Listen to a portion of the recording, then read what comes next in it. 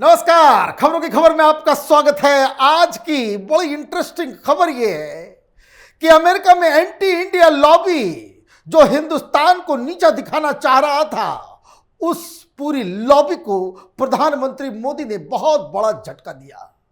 ऐसा झटका कि जो तमाम कोशिशें पिछले 1-2 महीने से हो रही थी कि प्रधानमंत्री मोदी अमेरिका आएंगे और उनको बेइज्जत किया जाएगा, तो चीन के दलाल, पाकिस्तान के दलाल, साथ ही साथ हिंदुस्तान की पॉलिटिकल पार्टियां जो मोदी को हटाना चाहते हैं, ये अपने एजेंडे में पूरी तरीके से बेनकाब हो गए और नाकाम हो गए।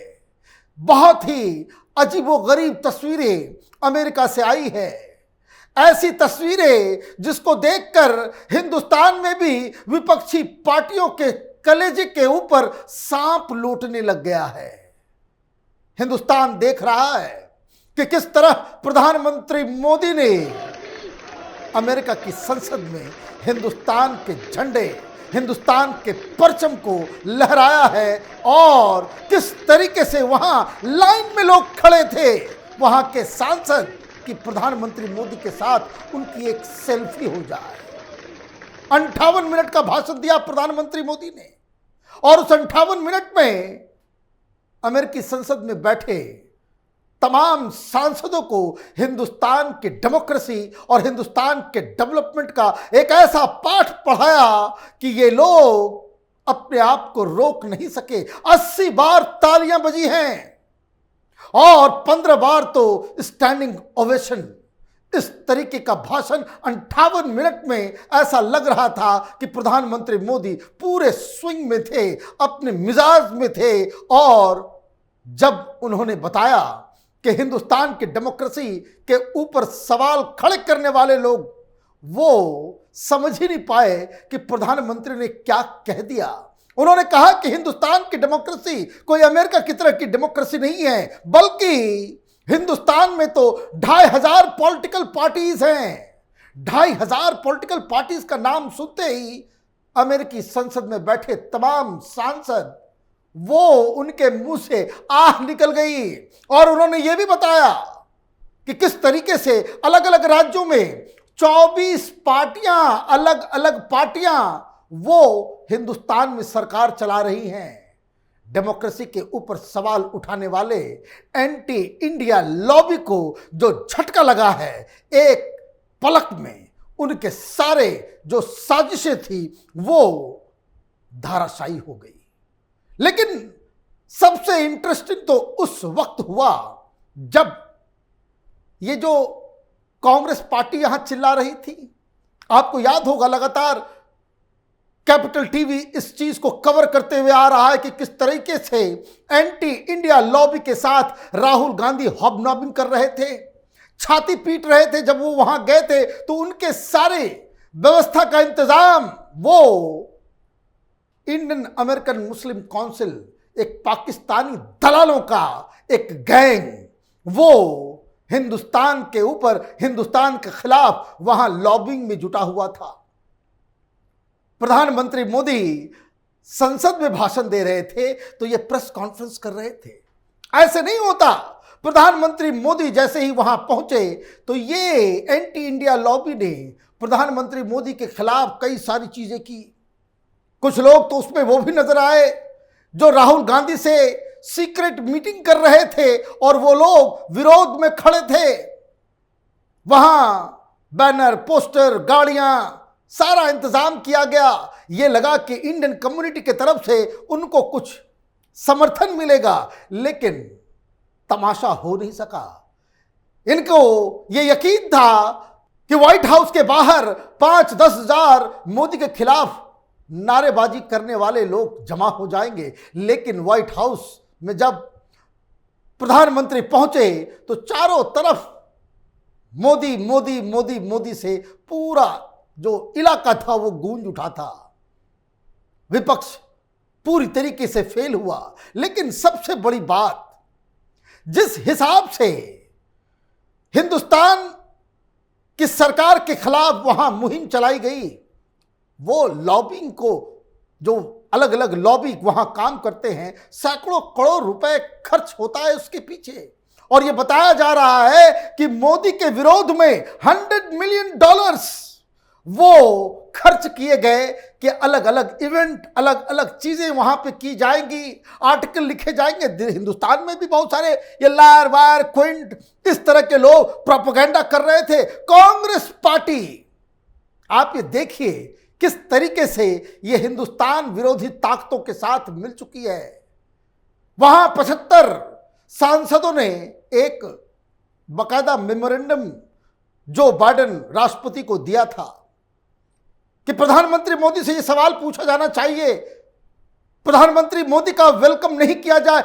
ट्विटर पर यह ट्रेंड करा रहे थे, Modi not welcome, howdy democracy, इस तरह के टैग्स को बकायदा अमेरिका ही नहीं, हिंदुस्तान की विपक्षी पार्टियों के ये जो पेड ट्रोल्स होते हैं वो उसको बढ़ावा दे रहे थे। नतीजा क्या निकला? नतीजा ये निकला कि ये लोग पैसे तो खा लिए, ये 75 के 75 सांसदों ने उस चिट्ठी के ऊपर दस्तखत तो कर दिया, लेकिन प्रधानमंत्री जब भाषण देने वहां की संसद में पहुंचे, वो सब लाइन में लगे हुए बैठे हुए नजर आए। कांग्रेस पार्टी उस सांसदों के लेटर को ट्वीट करती है, बताती है कि किस तरीके से प्रधानमंत्री मोदी का विरोध हो रहा है, और उसके ऊपर सबसे जो पहला नाम था प्रमिला जयराम, कि वो कोई प्रोग्रेसिव एमपी है, एंटी इंडिया काम है, वो पाकिस्तान की दलाल किस्म की सांसद है, हर हमेशा उसे पाकिस्तान के लाइन को ही टो करना पड़ता है, क्योंकि जो लॉबिंग फर्म से वो जुड़ी हुई है उसको पाकिस्तान हायर करता है। अब तस्वीरें देखिए किस तरीके से जब प्रधानमंत्री मोदी भाषण दे रहे थे, ये प्रमिला जयराम खुद उठ के अभिवादन कर रही थी, तालियां बजा रही थी। इसको कहते हैं हिंदुस्तानी हिसाब किताब से कि पैसा खा लिया और अपना काम जो है उसने जारी रखा। क्यों? क्योंकि संसद के अंदर 58 मिनट के भाषण में प्रधानमंत्री मोदी ने जो डेमोक्रेसी का पाठ पढ़ाया कि किस तरीके से 2400 से ज्यादा 2500 के आसपास पॉलिटिकल पार्टीज हिंदुस्तान में ऑपरेट करती हैं, सांसदों के मुंह से आह निकल गई। प्रधानमंत्री मोदी ने बताया कि अलग अलग राज्यों में हिंदुस्तान में 24 पार्टियों की सरकार चल रही है, अलग अलग राज्यों में। डेमोक्रेसी की पाठ ये पैसे खाकर बकवास करने वाले नेता, एकेडमिशियंस, जर्नलिस्ट वो हिंदुस्तान को ना सिखाए। और सबसे बड़ी बात, 80 बार तालियां बजी, 80 बार तालियां बजी, और ये जो तस्वीर आई कि प्रमिला जयराम तालियां बजा रही हैं, ये कांग्रेस पार्टी के मुंह पे काली कूद गई। $100 मिलियन खर्च हुए हैं। जॉर्ज सोरोस का होगा, चाइना का होगा, पाकिस्तान का होगा, किसी का होगा, लेकिन इन सब के बावजूद जो बाइडेन ने तो कोई सवाल नहीं खड़े किए।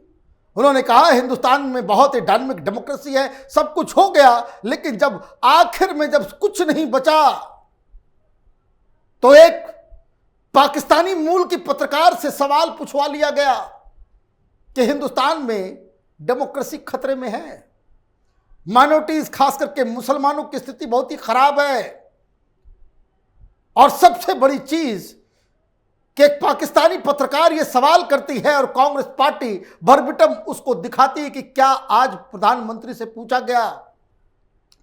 कांग्रेस पार्टी की सोशल मीडिया की इंचार्ज, प्रमुख प्रवक्ता कांग्रेस पार्टी की राहुल गांधी की चहेती सुप्रिया सुनित्र ने लिखा, remember the date and remember this 13 second long question.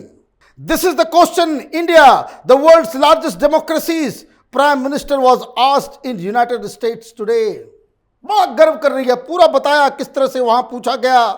India has long prided itself as the world's largest democracy, but there are many human rights groups who say that your government has discriminated against religious minorities and sought to silence its critics. पूरा वो कह रही भाई 13 second में जो है, और उस जो कांग्रेस से पैसे खा करके ट्रोलिंग करने वाले लोग हैं वो कह रहे हैं 13 सेकंड का जवाब देते देते ये हो गया वो हो गया। पूरा वीडियो नहीं दिखाते, पूरा वीडियो नहीं दिखाते। आप देखिए कि किस तरह से पूछा गया व्हाइट हाउस के बाहर। World leaders have made commitments to protecting democracy. What steps are you and your government willing to take to improve the rights of Muslims and other minorities in your country and to uphold free speech? यह सवाल जो पूछ रही है इसका नाम Sabrina Siddiqui है। यह पाकिस्तानी मूल की है। पिता का जन्म हिंदुस्तान में हुआ था लेकिन पाकिस्तान माइग्रेट करके मां पाकिस्तानी, फिर ये लोग अमेरिका शिफ्ट कर गए। हिंदुस्तान के खिलाफ लिखना इसका पेशा है। और आप देखिए कि जब ये सवाल पूछा गया तो प्रधानमंत्री मोदी ने 100 सेकंड में जो जवाब दिया उसमें ये सारा का सारा जो तमाशा ये लोग कर रहे थे, इंडियन अमेरिकन मुस्लिम काउंसिल के पैसे से, आईएसआई के पैसे से, सोरोस के पैसे से, वो सब का सब सूद समेत प्रधानमंत्री मोदी ने बर्बाद कर दिया। मुझे आश्चर्य हो रहा है कि आप कह रहे हैं कि लोग कहते हैं नहीं भारत डेमोक्रेसी है,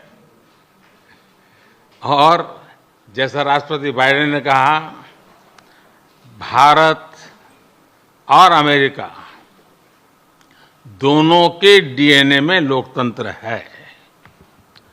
लोकतंत्र हमारा स्पिरिट है, लोकतंत्र हमारी रगों में है, लोकतंत्र को हम जीते हैं और हमारे पूर्वजों ने उसको शब्दों में ढाला है संविधान के रूप में, और हमारी सरकार लोकतंत्र के मूलभूत मूल्यों को आधार लेकर के बने हुए संविधान के आधार पर चलती है।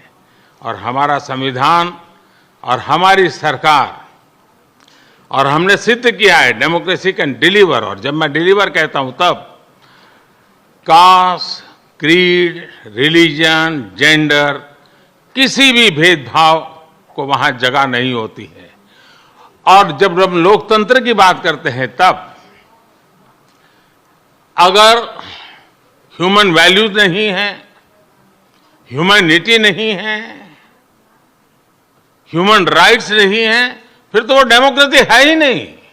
और इसलिए जब आप डेमोक्रेसी कहते हैं, जब डेमोक्रेसी को स्वीकार करते हैं और जब हम डेमोक्रेसी को लेकर के जीते हैं तब डिस्क्रिमिनेशन का कोई सवाल ही नहीं उठता है। और इसलिए भारत सबका साथ, सबका विकास, सबका विश्वास, सबका प्रयास, उन मूलभूत सिद्धांतों को लेकर के, और इसलिए हम चलते हैं। भारत में सरकार के जो बेनिफिट्स हैं वो एक्सेस टू ऑल है, जो भी उसके हकदार हैं उन सबको मिलते हैं। इसलिए भारत के लोकतांत्रिक मूल्यों में कोई भेदभाव नहीं है, न धर्म के आधार पर, न जाति के आधार पर, न उम्र के आधार पर, न भूभाग के आधार पर। प्रधानमंत्री ने सही कहा कि कुछ ऑर्गेनाइजेशंस कह रहे हैं, ये कहा जाता है, ये सुनने में आया है, ऐसा लगता है। ये इसी तरह की बातों से अपने आप को जर्नलिस्ट और बड़े बड़े ओपिनियन मेकर अपने आप को समझते हैं। दिक्कत क्या है, इनको ये समझ में नहीं आता कि तुम्हारे इतने दलाल पत्रकारों का तो पूरा जत्था है। प्रधानमंत्री मोदी के किसी भी स्कीम में ये एक केस इस तरह का निकाल के दिखा दो कि चाहे वो टॉयलेट बनाने का काम हो, चाहे वो पैसे देने की बात हो, गरीबों के बैंक अकाउंट में पैसे ट्रांसफर की बात हो, घर बनाने की बात हो, उज्ज्वला योजना हो, कोई भी ऐसी योजना जिसमें मुसलमानों के साथ कोई डिस्क्रिमिनेशन हुआ हो, ये बेशरम लोग हैं। ये बताएंगे नहीं हकीकत कि प्रधानमंत्री के द्वारा चलाई गई तमाम बड़ी बड़ी योजनाओं में सबसे ज्यादा फायदा हिंदुस्तान के मुसलमानों को हुआ है। ये नाशुक्र लोग हैं, ये मोदी के स्कीम से फायदा भी उठाएंगे और ये गालियां भी देंगे। और इनके ऊपर ये हाय तौबा मचाने वाले ये गिद्ध किस्म के लोग ह्यूमन राइट एक्टिविस्ट बन के, पॉलिटिकल एक्टिविस्ट बन के, सोशल एक्टिविस्ट बन के, ये हिंदुस्तान को बदनाम करने का काम भी करेंगे। इनके पास न दलील है, इनके पास न सच्चाई है, इनके पास न सबूत है। बस ये झूठ के ऊपर अफवाह की खेती करना चाहते हैं और हिंदुस्तान को बदनाम करना चाहते हैं।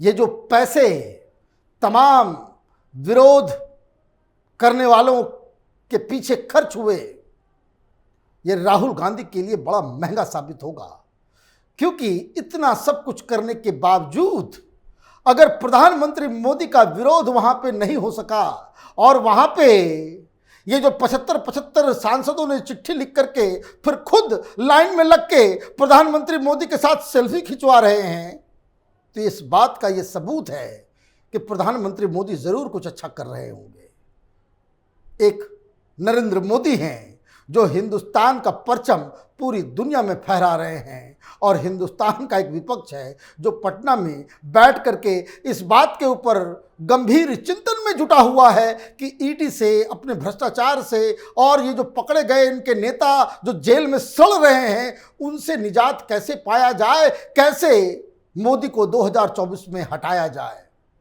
हिंदुस्तान की जनता इस फर्क को बहुत अच्छी तरीके से समझ रही है। आप देखते रहिए कैपिटल टीवी। हमारे वीडियोस को लाइक कीजिए, शेयर कीजिए और हमारे चैनल को सब्सक्राइब कीजिए। धन्यवाद।